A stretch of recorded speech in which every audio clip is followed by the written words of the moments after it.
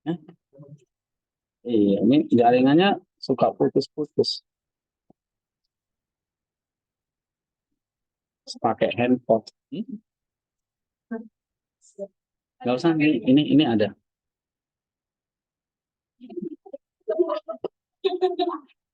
Oke. Eh, nah, kita sambung lagi. Nah, kamu pakai komentar ini untuk nanti membantu kamu memahami teks-teks ini. Ya. Misalnya nih, Markus 1 tadi ayat berapa? 21 kan? Sampai 28. Yesus di sinagog di Kapernaum. Nah, ini dia ada overview dulu. Overview itu artinya ringkasan dia secara keseluruhan atau secara global. Ya, ada BD, ada Chrysostom, ada Ambrosius, Agustinus, kemudian Athanasius, Irenaeus. Nah, ini luar biasa. Ini orang baik. Oke. Nah, kamu lihat overview-nya di sini, kamu baca kira-kira ini udah kayak kesimpulannya nih. Ya.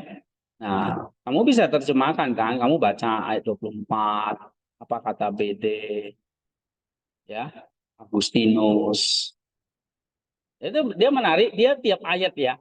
Nah, sekali lagi yang penting, nanti di dalam tafsiran spiritual ini, kamu bisa pakai dua cara. Tiap ayat seperti ini boleh pakai model ACCS ini.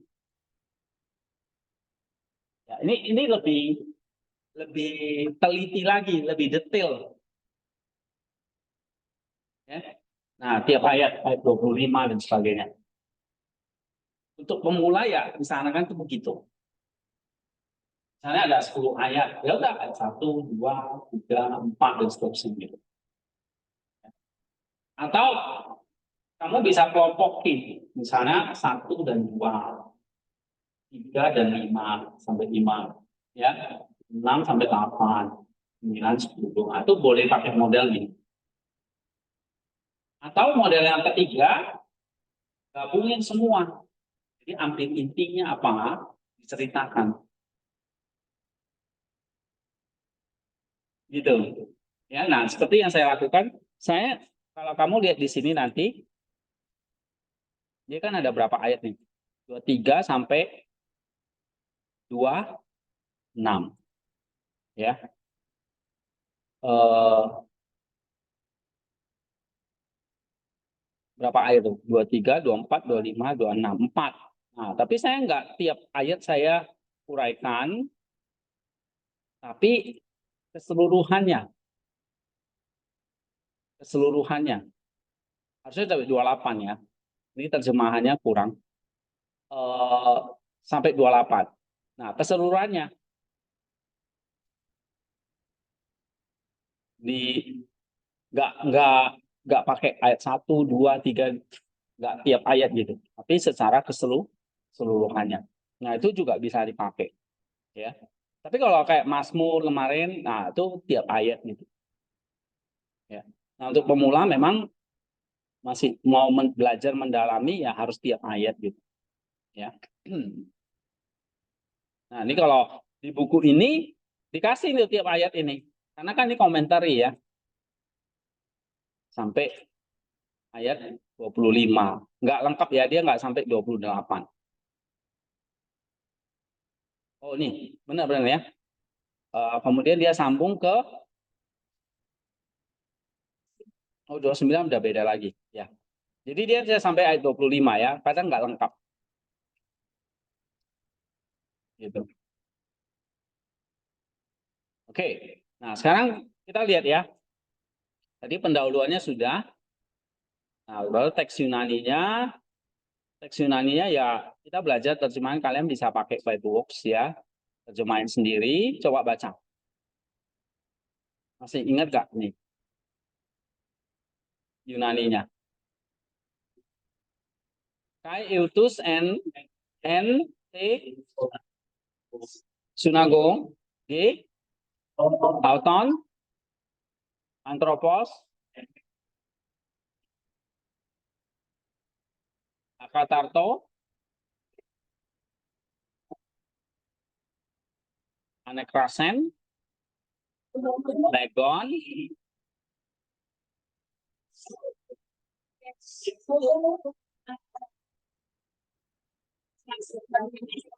Nasarene, Altes,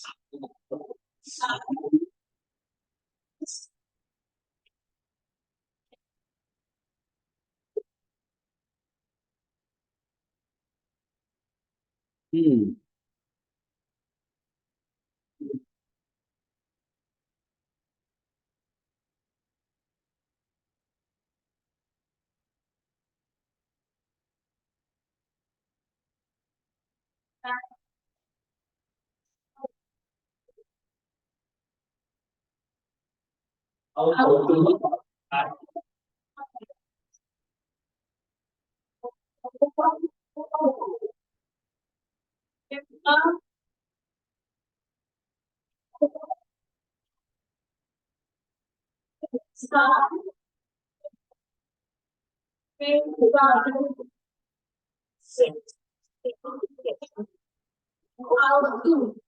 Oke, SL10 X Auto. Nah, di situ diterjemahkan, dan segera ada di sinagog mereka seorang laki-laki dalam roh najis. Ini literal ya. Dan ia berteriak mengatakan, apa urusanmu dengan kami, Yesus orang Nazaret? Engkau datang untuk membinasakan kami ini ya. Berarti jamak. Aku tahu siapa engkau, yang kudus dari Allah. Lalu ayat 25, dan Yesus menegurnya mengatakan, diamlah dan keluarlah dari dia. Ya, kalau LAI terjemahkannya gimana? Ayat 25, diam, keluarlah dari dia, ya kan? Ayat 26, dan setelah roh najis itu menggoncangkannya dan berseru dengan suara keras, ia keluar dari dia, daripadanya, atau dari dia. Nah, ini terjemahan literal yang memang sedikit kaku bahasanya, tetapi itu yang perlu kamu lakukan supaya kamu memahami teks aslinya ini. Nah, di sini ada beberapa hal yang penting ya. Kamu lihat tuh. Apa urusanmu dengan kami? Terus, yang kudus dari Allah. Diam dan keluarlah dari dia. Yesus berkata, diamlah. Gitu, ya. Ayat 26 itu, 25 itu dia berseru, Timoteti. Ya kan? Timoteti. Diamlah. Perintah. Baru Excel TX Auto, keluarlah dari dia. Oke? Nah, ini beberapa secara literal kamu mesti paham. Oke? Nah, kalau kita pakai Maximus, dia nggak langsung ke historisnya. Ya kan? Atau langsung ke teori atau spiritualnya. Nah, dia lihat dulu ini teksnya dengan satu landasan pemikiran. Ini penafsir ya, ini penafsir kita dulu. Kita harus paham logos, logoi, kitab suci sebagai cerminan kosmos, dan kitab suci sebagai dunia simbolis. Nah, nanti itu maksudnya apa? Ada di ini, di buku ini halaman bab 2. Nah, ini memang nanti kita mau baca bab 2 ini, ya. Kristus sebagai Sang Logos. Ini kan di dogmatik udah kita pelajari ya. Kristus sebagai Sang Logos, terus ada logoi ya kan? Sebagai prinsip ilahi. Lalu apa hubungannya nih dengan kitab suci dan alam semesta? Ya. Jadi kitab suci itu ada hubungannya nih dengan alam semesta. Nah, kitab suci sebagai kosmos intelligible dan kehadiran Kristus. Jadi dalam kitab suci ini ada kosmosnya dan ada Kristusnya. Nah, ini yang menjadi landasan kita berpikir. Kenapa kok baca kitab suci semua dihubungkan kepada Kristus? Karena apa? Kitab suci itu sebagai kosmos ciptaan dia dan penciptanya yaitu Kristus. Jadi kitab suci itu isinya pencipta dan ciptaan. Penciptanya siapa? Sang Logos. Apa yang dia ciptakan? Ya kosmos, alam semesta ini. Itu semua ada di dalam kitab suci. Ya. Nah, ini teori-teori itu nanti kita baca. Tapi saya mau lihat kalian satu contoh ini. Coba baca atau no. Logos dan logoi. Logos dan logoi bagi Santo Maximus sang pengaku iman, Kristus adalah logos atau firman ilahi yang kekal. Dulu ciptaan termasuk kitab suci ditopang dan diisi dengan logoi atau prinsip-prinsip atau rasio ilahi. Nah, itu udah kita jelasin kemarin di dogmatik ya, di cosmic liturgy. Blueprint kehendak Allah bagi setiap hal. Iya, logo itu seperti kayak blueprintnya. Cetakan kehendak Allah di dalam setiap hal.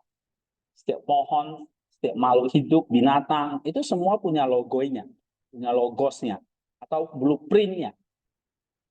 Jadi nggak dicipta sembarangan gitu. Terus tujuan penafsiran adalah ini dalam teks yang pada akhirnya memimpin kepada sang logos sendiri, Yesus Kristus. Nah, bagaimana juga termasuk Yesus ngajar di sinagog ini. Itu kan kosmos kan? Itu kan terjadi di alam semesta. Itu juga ada satu prinsip yang memimpin kita kepada sang logos nanti. Masukkan dia di sinagog, buka kitab suci. Di situ ada hadirat si Kristof kerasukan. Nah, gitu kan? Lalu ditengkinglah setan itu. Ini satu apa?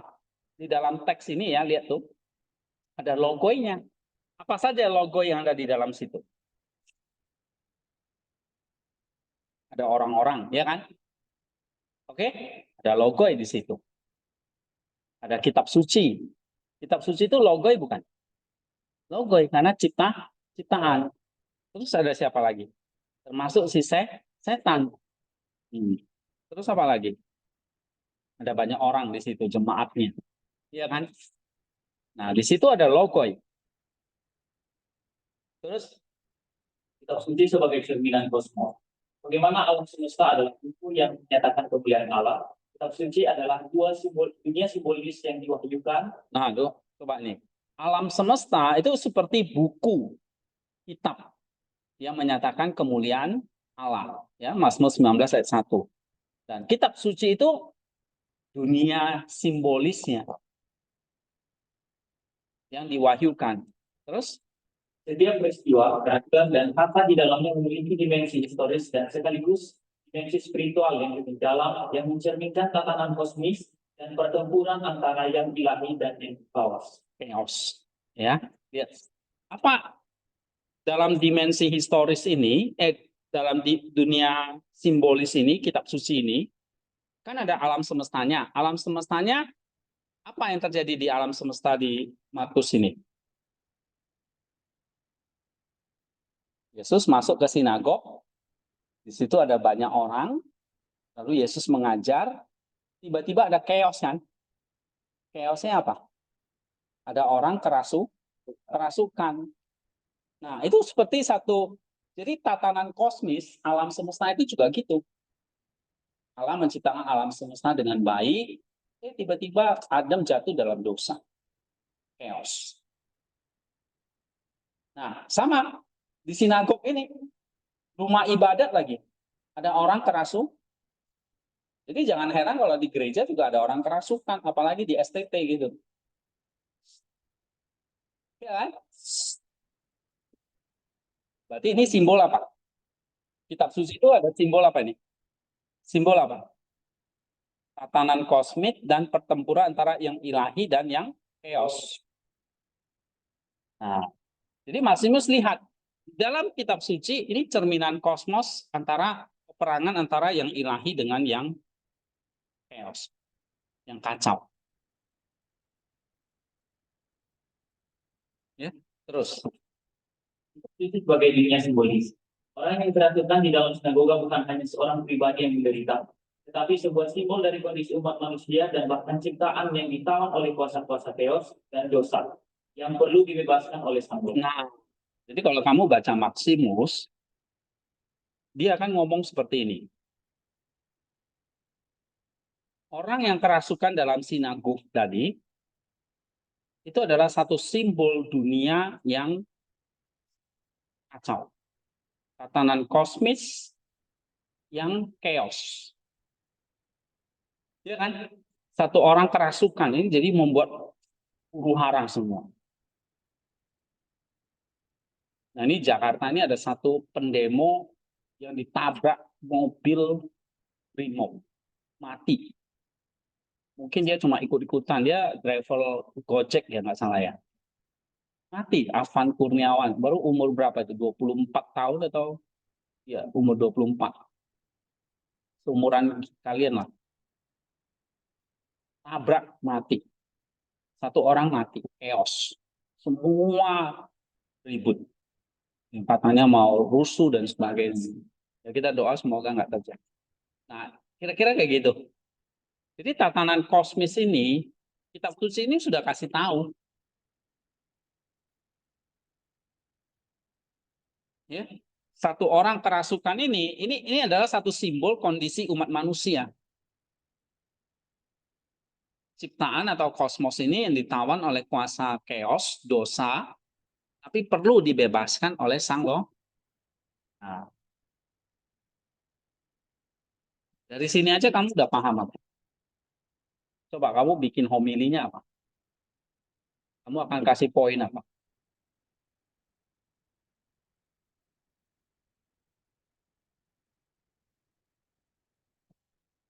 Happy. Dikasih poin apa? Hah? Kamu akan ngomong apa?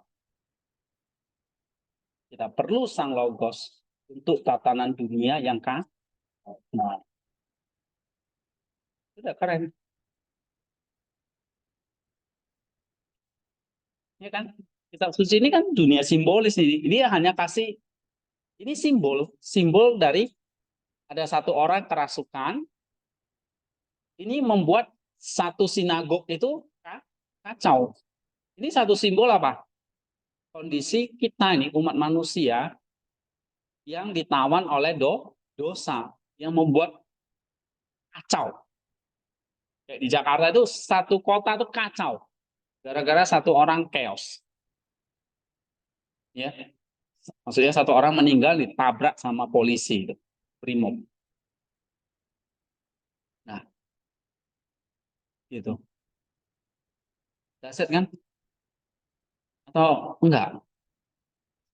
Nah, kamu pikiran nggak tadi? Sebelum kamu baca ini, kamu kepikiran nggak? Enggak.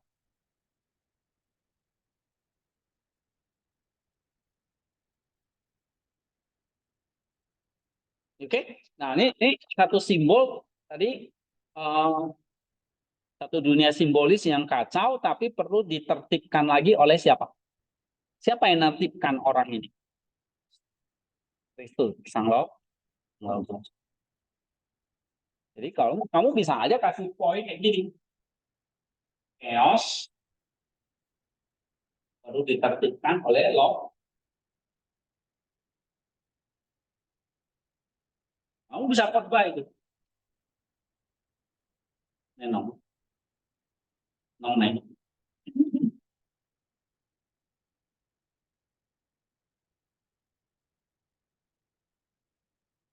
Ya kan? Oke, coba baca lagi lebih dalam.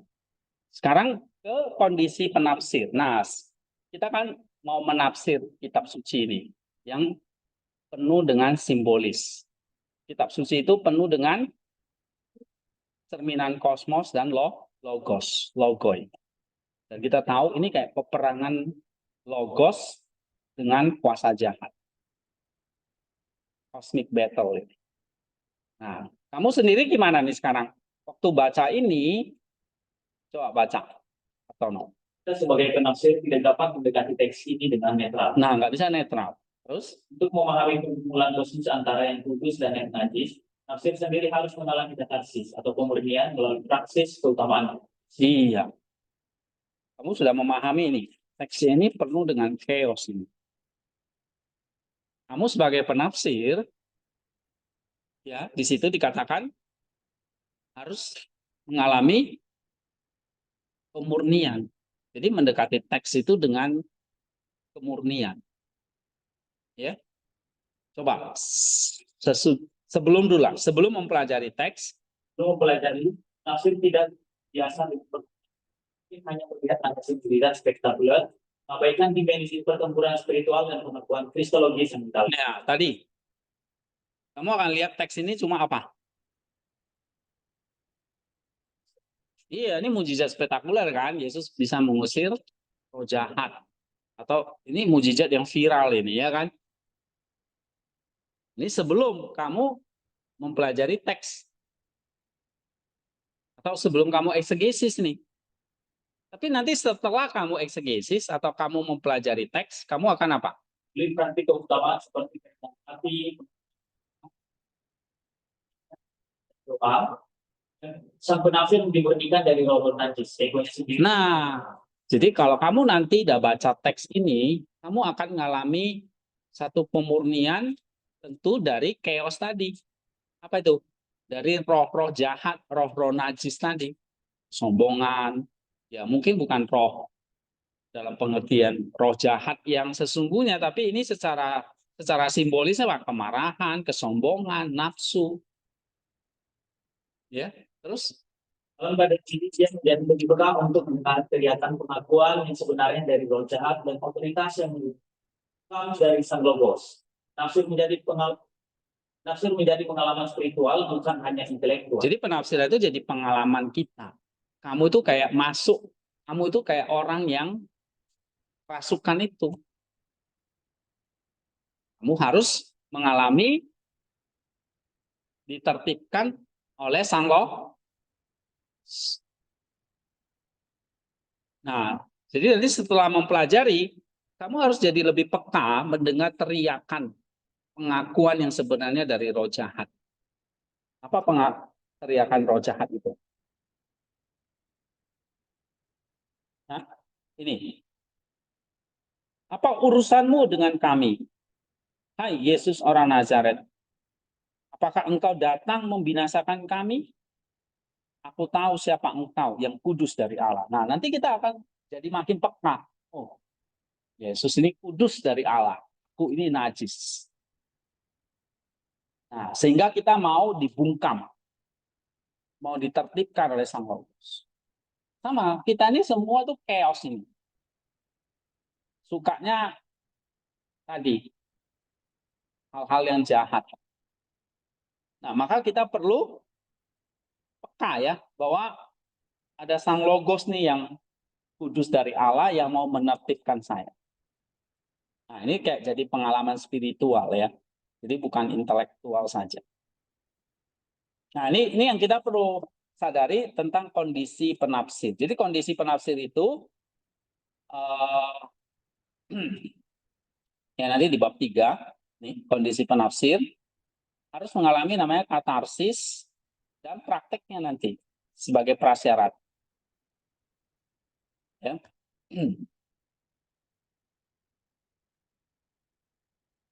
Jadi poin-poinnya itu dari buku ini ya. Jadi kalau Maximus itu dia sebelum menafsir kitab suci itu ya dia bilang kita harus mengalami yang namanya intelektual murni ya, atau mengalami yang namanya katarsis ya, katastasis atau katarsis. Katarsis itu maksudnya pemurnian. Nah, itu.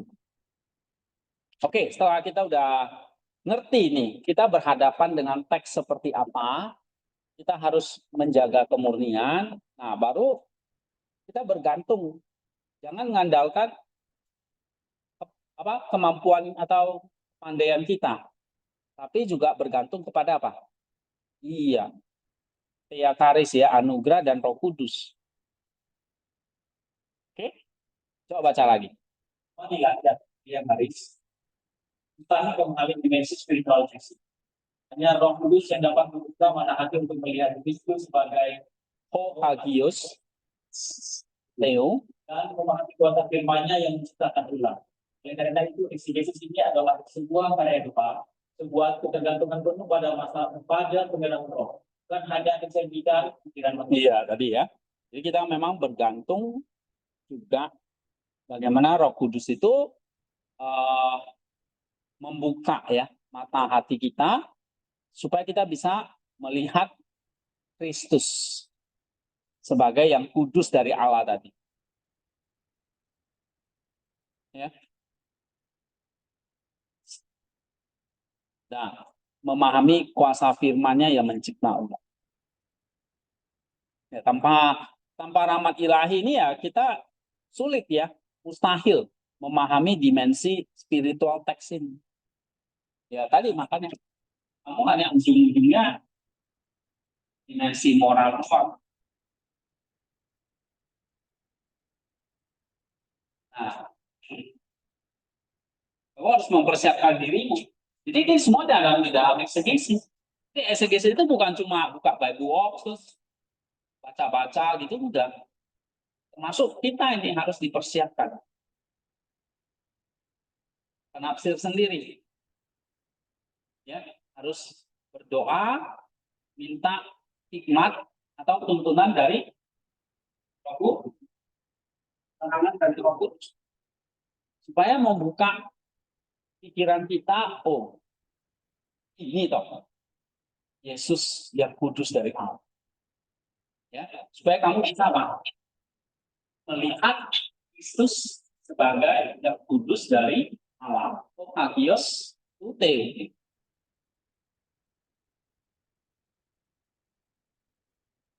Nah, itu jadi perlu rahmat atau Roh Kudus, perlu anugerah dan Roh Kudus.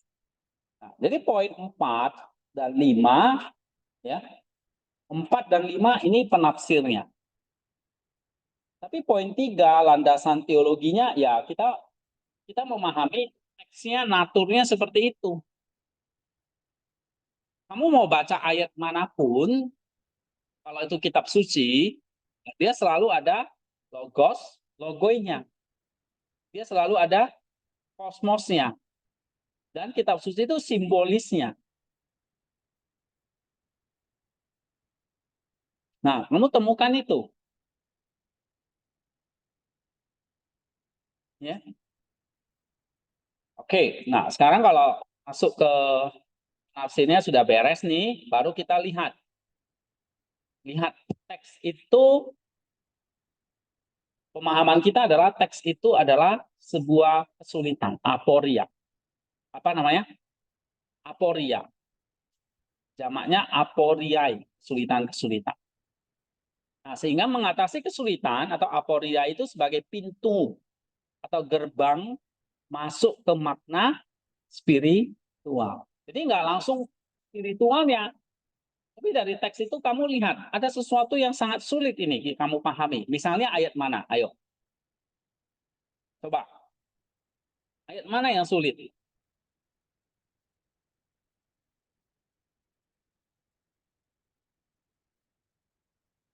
Oh, Alkitab kan?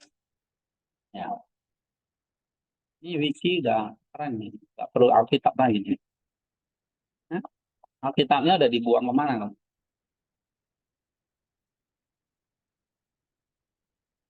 Apa? Kira-kira ayat mana yang sulit?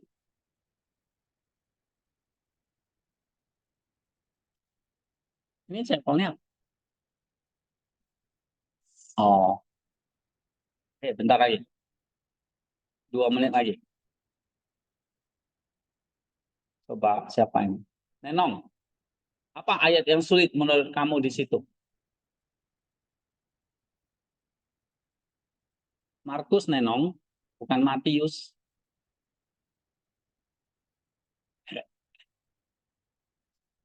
Iya, apa? Atau yang lain? Cepat. Krisna? Tuh kan udah bunyi kereta apinya.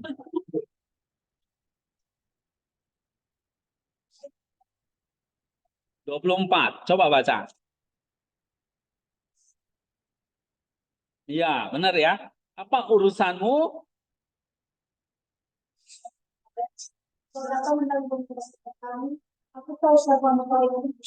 Nah, itu sulit ya.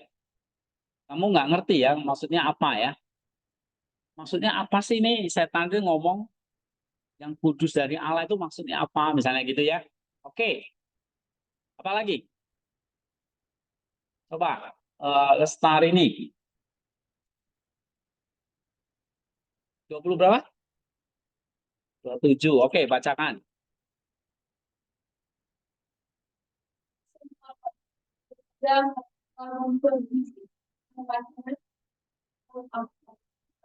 Katanya,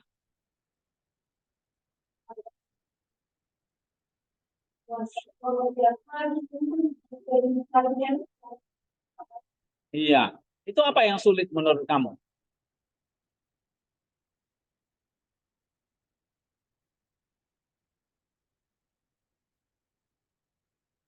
Yang kamu nggak paham yang mana?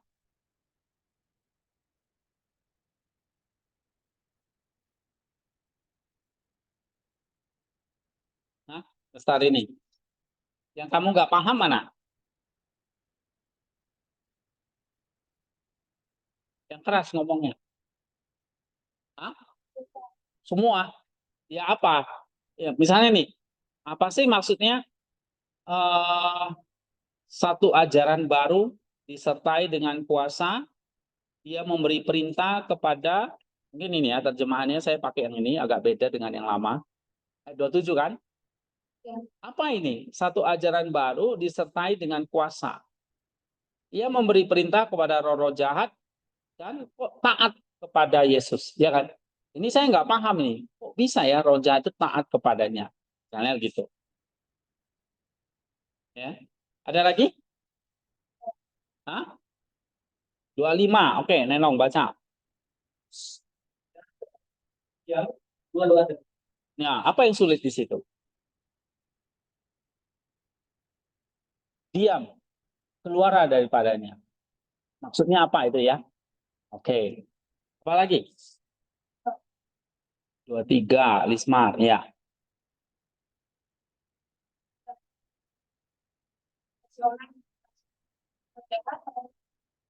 Hmm. Apa yang sulit di situ?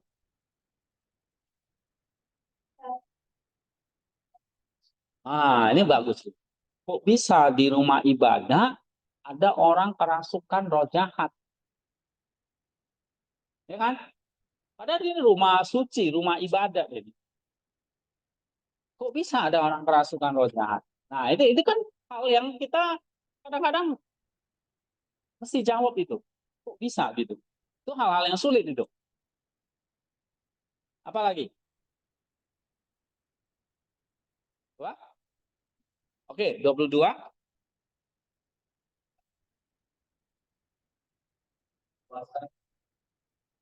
Hmm. Puasa seperti Allah. Iya, jadi Yesus tuh lebih hebat ya dari ahli-ahli Taurat dalam hal pengajaran. Ya mungkin kita bisa iyalah dia yang punya Taurat. Ya, pasti ya. Oke, tapi ya kalau kamu bagi kamu itu hal yang sulit, ya wajar ya. Ya Yesus baru umur 30, tapi dia udah lebih hebat dari ahli Taurat yang lebih senior ya, lebih tua dari dia. Gitu. Oke, ada lagi? Berarti semua ayat sulit ini. Ya. Oke. 28 viral aja pun sulit ya. Ya. Kok bisa tersebar dengan cepat ya? Biasanya ya spektakuler, mujizat itu kan cepat tersebar. Ya, nggak zaman sekarang aja, zaman dulu juga begitu ya kan. Oke, jadi saya pikir ya, kalau saya ya beberapa ayat ini yang misalnya ini ya kata diam, mengapa Yesus memerintahkan roh jahat diam? Justru setelah roh itu menyatakan kebenaran tentang identitasnya. Coba kamu perhatikan. 24 kan dia mengatakan Yesus itu apa? Aku tahu siapa engkau yang kudus dari Allah. Jadi roh jahatnya itu tahu nggak siapa Yesus? Tahu. Dia tahu dia anak Allah, Sang Logos itu. Ya iblis kan udah ribuan tahun ya, gitu. Bukan anak kemarin sore dia. Tapi setelah dia mengatakan, aku tahu siapa engkau, Yesus mengatakan, diam. Harusnya kan nggak usah ya. Kalau Yesus mau pamer kan, ya udah cepet ngomong siapa aku ini. Ayo, ayo. Ini aku loh, hebat ini. Anak Allah ini. Logos ini. Kudus dari Allah. Tapi Yesus nggak mengizinkan. Diam kamu. Ngerti nggak maksudnya? Nah, padahal roh jahat itu bukan mau menyerang Yesus. Tapi justru dia mengatakan siapa identitas Yesus. Yang dia ngomong benar atau salah? Benar. Maka dia ngomong apa itu? Yang kudus dari Allah. Tapi kenapa kok Yesus memerintahkan roh jahat itu untuk diam? Bagi saya itu susah diterima secara akal. Kalau ada orang yang mengatakan saya baik, wah saya seneng dong. Ya kan? Misalnya kalian nanti di belakang saya ngomong, oh Pak Endi itu baik, begini. Wah saya dengarnya berbunga-bunga gitu. Gak mungkin saya suruh kalian, jangan gosip ya, jangan diam. Kalau bisa terusin dong, terusin dong. Ya kan? Tapi saya yakin kalian nggak pernah lah. Yang ada malah mencibirin. Oke, nah tapi kenapa kok disuruh diam? Nah ini hal yang sulit gitu. Ya ini menjadi satu aporia, satu kesulitan sebagai satu pintu kita untuk memahami itu lebih dalam. Gak apa-apa. Ini versi saya ya. Jadi kalau semakin banyak kamu menemukan kesulitan, kamu akan semakin apa? Jatuh kepada orang lain. Soal karena teks itu memang sulit. Mau udah cerita susah mau.